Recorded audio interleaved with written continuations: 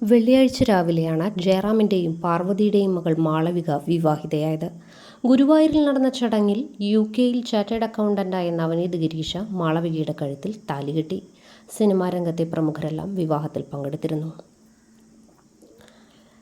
ജീവിതത്തിൽ ഏറ്റവും കൂടുതൽ സന്തോഷിക്കുന്ന നിമിഷങ്ങളാണ് വാക്കുകളിലൂടെ പ്രകടിപ്പിക്കാൻ കഴിയില്ല. ഗുരുവായൂരപ്പൻ ഈ വിവാഹം ഭംഗിയായി നടത്തി തന്നുവെന്നാണ് ജയറാം പറഞ്ഞത്.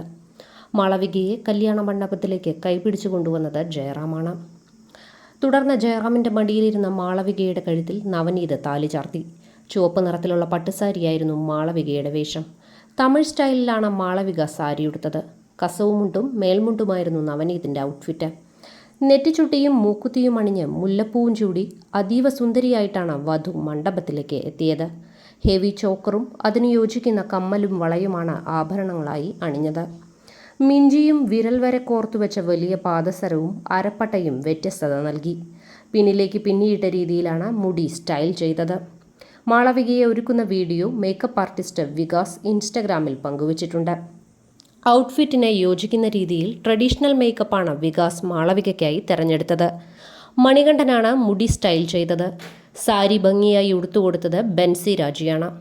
കഴിഞ്ഞ ഡിസംബർ 8-നായിരുന്നു ഇരുവരുടെയും വിവാഹ നിശ്ചയം. കൂർഗിലെ റിസോർട്ടിൽ വെച്ചാണ് അന്ന് ചടങ്ങുകൾ നടന്നത്. അതിനുശേഷം അടുത്ത കുടുംബാംഗങ്ങൾക്കും സുഹൃത്തുക്കൾക്കും പാർട്ടിയും ഒരുക്കിയിരുന്നു.